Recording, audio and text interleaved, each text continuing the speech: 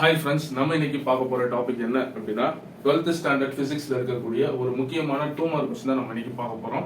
So session start பண்றதுக்கு முன்னாடி நம்ம எப்பயுமே சொல்றது தான் never stop learning because life is never stop teaching. So session பார்க்கலாம். Action at a point or corona discharge. அப்புறம் இதுக்கு அடுத்து உள்ள டாபிக் பாத்தீங்கன்னா lightning arrester or lightning conductor சொல்லுவோம். இது தமிழ்ல சொல்லணும் அப்படின்னா ஆக்ஷன் அட் அ பாயிண்ட்ன்றது எனக்கு கூர்முனை செயல்பாடுன்னு சொல்லுவோம். கொரோனா டிஸ்சார்ஜ் அப்படின்னு கொரோனா கிடையாது. கொரோனா அப்படின்றது ஒளிவட்ட மின்னிறக்கம் அப்படின்னு தமிழ்ல சொல்லுவோம். கிளியர். லைட்டனிங் அரஸ்டர் அப்படின்னா மின்னல் தாங்கி அப்படின்னு சொல்லுவோம். லைட்டனிங் கண்டக்டர் அப்படின்னா மின்னல் கடத்தி அப்படின்னு சொல்லுவோம். ஸோ இது புரிஞ்சிருச்சு அப்படின்னா இந்த டாபிக் வந்து ரொம்ப ஈஸி. அதே மாதிரி இந்த டாபிக் பார்க்கறதுக்கு முன்னாடி லாஸ்ட் வீடியோ பார்த்துருங்க. ஸோ அதில் வந்து distribution of charges in conductor அதில் ரொம்ப கிளியரா சொல்லியிருப்போம். கண்டக்டர்ல சார்ஜஸ் வந்து எப்படி ஃப்ரீலி டிஸ்ட்ரிபியூட்டட் ஆகுது அப்படின்றத நம்ம பேசியிருப்போம். ஸோ அந்த வீடியோலாம் நம்ம எதோட முடிச்சிருப்போம் அப்படின்னா sigma will inversely proportional to 1/r radius. எனக்கு ரேடியஸ் அதிகமா இருந்தது அப்படின்னா சார்ஜ் டென்சிட்டி கம்மியா இருக்கும். ரேடியஸ் கம்மியா இருந்தது அப்படின்னா சார்ஜ் டென்சிட்டி அதிகமா இருக்கும். ஸோ அதாவது எப்படின்னா நம்ம புக்ல ஒரு டயக்ராம் கொடுத்துருப்பாங்கல்ல. ஸோ ஒரு irregular conductor, irregular shape of the conductor இந்த மாதிரி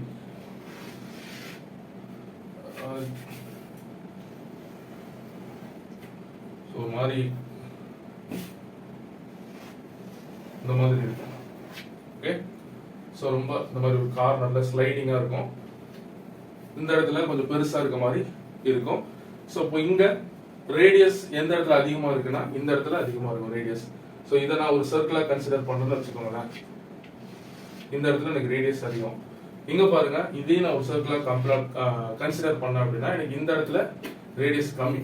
ஸோ அப்போ இங்க எனக்கு சார்ஜ் டென்சிட்டி அதிகமா இருக்கும், இங்க எனக்கு சார்ஜ் டென்சிட்டி கம்மியா இருக்கும். இவ்வளவுதான் விஷயம், வேற எதுவும் கிடையாது. ஸோ அப்போ நம்ம இந்த சார்ஜஸ் நம்ம ஃப்ரீலி டிஸ்ட்ரிபியூட்டட் அப்படின்னு சொல்லும் போது பொறுமையா பாருங்க, புரியும், கிளியரா புரியும். ஸோ இங்க எல்லாமே எனக்கு சார்ஜஸ் வந்து யூனிஃபார்மா ஃப்ரீயா டிஸ்ட்ரிபியூட் ஆயிடுக்கும். ஸோ இங்க கரெக்டா கர்வேச்சரும் பெர்ஃபெக்டா இருக்கும். அதனால வந்து எனக்கு சார்ஜஸ் வந்து ரொம்ப நெருக்கமான இருக்குது. எங்க எனக்கு டென்சிட்டி அதிகமா இருக்கும் அப்படின்னா எனக்கு இந்த இடத்துல ஸ்லைடிங்கா இருக்கு பாத்தீங்களா, ரொம்ப ஸ்லைடிங்கா இருக்குல்ல.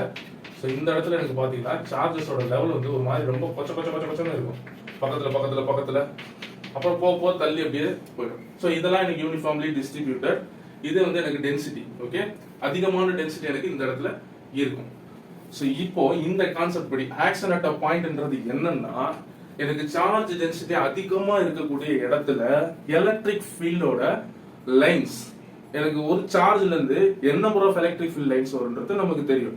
இங்க பாருங்க, எனக்கு சார்ஜஸ் நடுவுல இருக்கக்கூடிய கேப் வந்து அதிகமா இருக்கும். ஸோ யூனிஃபார்ம்லி டிஸ்ட்ரிபியூட்டட் சொல்லுவோம் அல்லது ஃப்ரீலி டிஸ்ட்ரிபியூட்டட் சொல்லுவோம். இங்க எனக்கு அதிகமா கேப் இருக்கிறதுனால எனக்கு இதுல இருந்து வரக்கூடிய எலக்ட்ரிக் ஃபீல்டுக்கும் இதுல இருந்து வரக்கூடிய எலக்ட்ரிக் ஃபீல்டுக்கும் கொஞ்சம் தள்ளி இருக்கிறதுனால எனக்கு டென்சிட்டி வந்து கம்மியா இருக்கும். இன்டென்சிட்டி தான் அதோட டென்சிட்டி தான் அடர்த்தி, இன்டென்சிட்டி தான் வந்து பிரைட்னஸ் சொல்லுவோம்ல. ஸோ அதுதான். ஸோ எனக்கு டென்சிட்டி இங்க கம்மியா இருக்கனால இந்த இடத்துல எனக்கு அயோனைசேஷன் ப்ராசஸ் இங்க நடக்காது. ஓகே, ஆனா இங்க எனக்கு இந்த இடத்துல அயோனைசேஷன் ப்ராசஸ்ன்றது நடக்கும். அயோனைசேஷன் என்ன? Separation of the charges. இங்க எங்க சார் அயோனைசேஷன் நடக்கும் அப்படின்னா இந்த கண்டக்டரை சுத்தியுமே எனக்கு என்ன இருக்கும்? ஏர் இருக்கும் இல்லையா? ஸோ அப்ப இதை சுத்தியுமே எனக்கு என்ன இருக்கும்? ஏர் கண்டிப்பா இருக்கும். சோ இந்த மாதிரி எனக்கு கண்டக்டரை சுத்தி ஏர் இருக்கும்போது சார்ஜஸ் அதிகமா இருக்கக்கூடிய இடத்துல எனக்கு எலக்ட்ரிக் ஃபீல்டோட டென்சிட்டி அதிகமா இருக்கும். அப்ப எனக்கு இந்த இடத்துல எனக்கு அயனைசேஷன் process வந்து will take place. எப்படி சார் அப்படின்னா நமக்கு ஏர்லயுமே பாசிட்டிவ் சார்ஜ் நெகட்டிவ் சார்ஜ் இருக்கும். சோ அப்போ ரெண்டுமே கலந்துதான் இருக்கும்ல. சோ அயனைசேஷன் என்ன, ரெண்டுத்தையும் பிரிக்கணும். சோ அப்ப இதுல இருக்கக்கூடிய பாசிட்டிவ், ஏர்ல இருக்கக்கூடிய பாசிட்டிவ் நெகட்டிவ் இருக்குல்ல, சோ அது ரெண்டுமே பிரிஞ்சிடும்.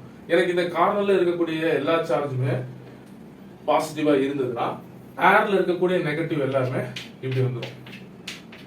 கிளியர், புரியும்? சோ அப்ப ஏர்ல இருக்கக்கூடிய பாசிட்டிவ் எல்லாமே இது பாசிட்டிவ், ஏர்ல இருக்கக்கூடியது பாசிட்டிவ், கண்டிப்பா என்ன ஆயிடும்? ரிப்பிள் ஆகி வெளியில போயிடும், தள்ளிடும். அப்போ எனக்கு இங்க அதிகமான ஏர் இருந்தது இல்ல, இந்த இடத்துல சார்ஜ் டென்சிட்டி அதிகமா இருக்கிறதுனால இங்க இருக்கக்கூடிய பாசிட்டிவ் சார்ஜ் வெளியில வர ட்ரை பண்ணது வெளியில வந்துடும் கம்ப்ளீட்டா. இங்க என்ன நடக்கும்னா லீக்கேஜ் நடக்கும், சார்ஜஸ் வந்து லீக்கேஜ் ஆகும். சோ அப்ப இங்க எனக்கு கண்டினியூஸா சார்ஜஸ் என்ன ஆயிட்டே இருக்கும், லீக்கேஜ் ஆகிட்டே தான் இருக்கும். ஸோ அப்போ இந்த இடத்துல எனக்கு லீக்கேஜ் ஆகுதுல, இதுதான் ஆக்ஷன் அட் பாயிண்ட்னு சொல்லுவாங்க. கூர்முனை செயல்பாடு, கூர்முனை. ஸோ ஷார்ப் எட்ஜஸ் இல்லையா, ஷார்ப் எட்ஜஸ்ல எனக்கு சார்ஜஸ் என்ன ஆகும், ரெடியூஸ் ஆகும். எதனால அப்படின்னா அயனைசேஷன்னால எனக்கு ரெடியூஸ் ஆகும். அயனைசேஷன்னா எனக்கு ரெண்டு அந்த ஏர்ல இருக்கக்கூடிய சார்ஜஸை செப்பரேஷன் பண்றது, பாசிட்டிவ் நெகட்டிவ். ஸோ அப்போ நெகட்டிவ்லாம் எனக்கு இதை நோக்கி வரும்போது உள்ள இருக்கக்கூடிய பாசிட்டிவ் என்ன ஆகும் அப்படின்னா எனக்கு இன்டென்சிட்டி அதிகம் இல்ல. ஏன் சார் உள்ள இருக்க பாசிட்டிவ் தான் வெளியே வருமா, நெகட்டிவ் வெளியில தானே இருக்கு, அது உள்ள வராதான்னு கேட்டா கண்டிப்பா வராது. ஏன் அப்படின்னா எனக்கு இதுக்கு நடுவுல இருக்கக்கூடிய கேப் பாருங்க எல்லாம் ஒட்டி ஒட்டி இருக்கு, இருக்கிறதுக்கு இடமே இருக்காது. அப்படி இருக்க பட்சத்துல எப்படி வெளியில இருக்கக்கூடிய நெகட்டிவ் எப்படி உள்ள வரும் யோசிக்கணும்ல. இந்த இடத்துல இருக்கக்கூடிய ஏர்ல இருக்கக்கூடிய நெகட்டிவ் எல்லாமே இங்க நான் என்ன சொன்னேன், பாசிட்டிவ் தான் வெளியில அட்ராக்ஷன்ல போயிடும். ஸோ அப்போ ஒவ்வொரு பாசிட்டிவா குறையும் போது எனக்கு சார்ஜஸ் வந்து குறையும். இங்க பாருங்க எனக்கு இது ஃபுல்லா பாசிட்டிவ், எனக்கு இது ஏர்ல வந்து அயனைசேஷன் நடந்தாலுமே இங்க பாசிட்டிவ்லாம் ரிப்பல்ல போயிடும். அதாவது ஏர்ல இருக்கக்கூடிய பாசிட்டிவ் எல்லாமே ரிப்பல்ஷன்ல இருக்கும். ஸோ அதோட நெகட்டிவ் எல்லாமே கண்டக்டர் பக்கத்துல இருக்கும், ஸோ அட்ராக்ஷன்ல இருக்கும்ல. ஸோ அப்போ இது என்ன பண்ணும், கேப் அதிகமா இருந்ததுன்னா உள்ள வந்து உட்காந்துக்கும். இங்க கேப் இருந்ததுன்னா நெகட்டிவ் என்ன பண்ணிடும், உள்ள வந்து. இங்க எனக்கு இவங்க இருக்கிறதுக்கே இடம் இல்லாத மாதிரி அந்த அளவுக்கு எனக்கு வந்து டென்சிட்டி அதிகமா இருக்காங்க, ஆள் அதிகமா இருக்காங்க, வெளியில இருந்து உள்ள அலோவ் பண்றதுக்கு சான்ஸே கிடையாது. அதனால பாசிட்டிவ் என்ன பண்ணும், எஸ்கேப் ஆயிடும், கண்டக்டர் வந்து வெளியில போயிடும். ஸோ அப்படி வெளியே போகும்போது எனக்கு லீக்கேஜ் நடக்கும். ஸோ அந்த லீக்கேஜ் ப்ராசஸ் தான் ஆக்ஷன் அட் பாயிண்ட் அல்லது கொரோனா டிஸ்சார்ஜ் அப்படின்னு சொல்லுவோம். டிஸ்சார்ஜ் ரெடியூஸ் ஆகும். சார் ஏர்ல எப்படி சார் பாசிட்டிவ் நெகட்டிவ் இருக்குன்னா, ஏர் அப்படின்றது ஒரு ஆட்டம் மாலிகுல் இதெல்லாமே இருக்கிறதா ஏர், இது உங்களுக்கே தெரியும். அயனைசேஷன் அப்படின்ற அந்த ப்ராசஸ்ன்றது சார்ஜஸை செப்பரேஷன் பண்றது. கிளியர், புரிஞ்சிருக்கும். ஸோ ஆக்ஷன் அட் இது கொரோனா டிஸ்சார்ஜ். இப்போ கொரோனா பீரியட்லாம் நம்ம லாக்டவுன்ல இருந்தோம்ல, அப்போ நமக்கு கவர்மெண்ட் இன்ஸ்ட்ரக்ஷன் கொடுத்தாங்க பாத்தீங்களா, 6 feet வந்து டிஸ்டன்ஸ்ல இருக்கணும், ஒருத்தருக்கும் இன்னொருத்தருக்கும் வந்து 6 feet இருந்தாதான் அது என்ன ஆகாது, கொரோனா வந்து பரவாது அப்படின்னு சொல்லியிருப்பாங்க. ஸோ அந்த மாதிரி ஒரு டிஸ்டன்ஸ்ல தான் இந்த சார்ஜும் இன்னொரு சார்ஜுமே எனக்கு என்ன ஆகும், தள்ளி தள்ளி இருக்கும். ஸோ அதனால எனக்கு வந்து ரெடியூஸ் ஆகாது, இங்க சார்ஜஸ் பரவாதுன்றத ரெடியூஸ் ஆகாது அப்படின்ற மாதிரி நீங்க ஞாபகம் வச்சுக்கணும். சும்மா சொன்னேன். ஓகே ஓகே இது முடிஞ்சது. Action at point corona discharge உங்களுக்கு கிளியரா புரிஞ்சிருக்கும். நீங்க என்ன சார் லைட்டனிங் அரெஸ்டர் அப்படின்னா, எனக்கு ஆக்ஷன் அட் பாயிண்ட் பிரின்சிபல் வச்சு தான் லைட்டனிங் அரெஸ்டரும் ஆர் லைட்டனிங் கண்டக்டருமே பாசிபிள். எப்படி சார் லைட்டனிங் அரெஸ்டர் தான். ஸோ இது என்ன அப்படின்னா, இடி மின்னல்ல இருந்து பில்டிங்க பாதுகாக்கிற ஒரு முறை. எப்படி அப்படின்னா, ரொம்ப டாலஸ்ட் பில்டிங்ல எல்லாத்துலயுமே இந்த லைட்டனிங் கண்டக்டர் லைட்டனிங் அரெஸ்டரை யூஸ் பண்ணுவாங்க. எப்படி சார் இது ஊர் சைட்லாம் இதை தமிழ்ல எப்படி சொல்லுவாங்க அப்படின்னா இடி தாங்கி அப்படின்னு சொல்லுவாங்க. டவர்லாம் நான் சின்ன வயசுல இருக்கும்போது பாத்திருக்கேன், ஒயிட் கலர்ல நல்ல பெருசா இருக்கும், பிஎஸ்என்எல் டவர்ல எல்லாம் இருந்திருக்கு. ஸோ அப்பெல்லாம் இதை வந்து இடி தாங்கின்னு தான் ஊர் சைட்லாம் சொல்லுவாங்க. ஸோ இது பொதுவா இப்போலாம் வந்து ரொம்ப ரொம்ப சின்னதாகவும், எப்படி சொல்றது, அவ்வளவு பெருசாலாம் இல்ல, சைஸ் ரொம்ப சின்னதாகிட்டாங்க. ஸோ இப்போ பார்க்கலாம், நம்ம டாலஸ்ட் பில்டிங் இருக்கு அப்படின்னா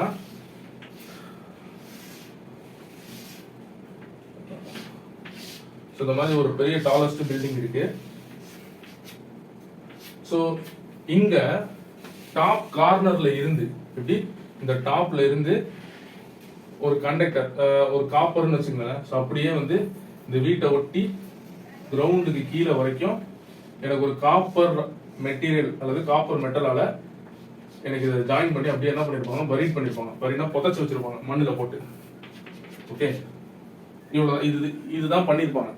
இது பண்றதுனால எப்படி சார் பில்டிங் செக்யூர் ஆகுது அப்படின்னா, இங்க நடக்கக்கூடிய ப்ராசஸ் இப்போ சொன்னதுல அயனைசேஷன் ஆக்ஷன் அட் பாயிண்ட் தான் எனக்கு இங்க நடக்கும். எப்படி நடக்கும்ன்றது உங்களுக்கே ஒரு சின்ன ஐடியா இருக்கும். நல்லா யோசிச்சு பாருங்க. இது ஒரு கண்டக்டர். ஸோ அப்போ இதுல எனக்கு பாசிட்டிவ் சார்ஜும் நெகட்டிவ் சார்ஜும் இருக்கும். எனக்கு இதுக்கு மேல இந்த மாதிரி ஒரு மாதிரி ஷார்ப் எட்ஜஸ்ல இருக்கும், ஒரு மாதிரி நல்ல பூ மாதிரி நல்லா விரிஞ்சு இருக்கும். ஸோ இதை நான் கொஞ்சம் பெருசா வரைகிறேன் பாருங்க. இங்க இந்த மாதிரி இருக்கும். ஸோ இப்படி இருக்கும்போது நமக்கு ரெயின் சீசன்லாம் கிளவுட்ஸ் என்ன ஆகும், கொஞ்சம் நல்ல டாலஸ்ட் பில்டிங்கா இருந்தா, ரொம்ப பெரிய பில்டிங்கா இருந்தா கிளவுட்ஸ் வந்து அதை ஒட்டிட்டு உரசிட்டே போகும். ஸோ நம்ம நார்மலா நம்ம ஒரு 5 floors 4 floors அந்த மாதிரி இருக்கும்போது கிளவுட்ஸ் ரொம்ப டிஸ்டன்ஸ் அதிகமாக தானே இருக்கும். ஸோ நீங்க நல்லா யோசிச்சு பாருங்க, நமக்கு மின்னல்லாம் வெட்டும் போது, மின்னல்லாம் அடிக்கும் போது இந்த லைட்டனிங் இருக்குல்ல அந்த அது ஷேப்லாம் ஒரு மாதிரி இருக்கும், இரகுலர் ஷேப்ல இப்படி ஏதோ ஒரு மாதிரி வந்து கிரவுண்ட் ரீச் ஆகும். இது ஏன் இந்த ஷேப்ல இருக்கு, ஏன் நம்ம ஸ்ட்ரைட்டா வராதான்ற ஒரு கொஸ்டின் இருக்கும். ஸோ அதை நான் லாஸ்ட்ல சொல்றேன் என்ன அப்படின்றது. லாஸ்ட்ல இப்ப பேசும்போது அது புரியும். எனக்கு இப்ப இங்க ஒரு கிளவுட் இருக்குப்பா, ஓகே, இந்த மாதிரி ஒரு மேகம் இருக்கு. இந்த மேகத்துல ஸ்டார்டிங்ல நமக்கு பாசிட்டிவும் நெகட்டிவும் கம்பைன் ஆகி தான் இருக்கும், tiny particles. Okay, so combine ஆகிருக்கும். இங்க எனக்கு காத்து, ஈரமான காத்து படும்போது எனக்கு செப்பரேஷன் நடக்கும். இங்க சொன்ன மாதிரி ஏர்ல செப்பரேஷன் சொன்னால அயனைசேஷன், இங்க எனக்கு அந்த செப்பரேஷன் உள்ள நடக்கும்.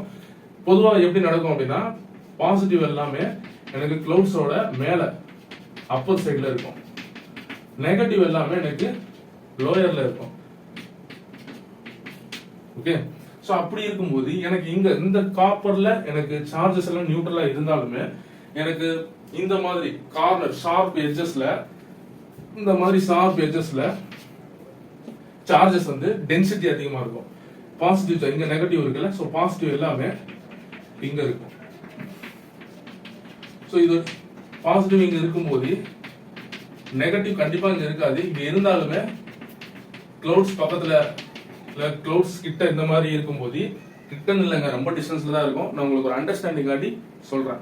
பாசிட்டிவ் நெகட்டிவ்ன்றதை நீங்களே இமேஜின் பண்ணி வச்சு எப்படி வேணா வச்சுக்கலாம், ஒன்றும் தப்பு கிடையாது.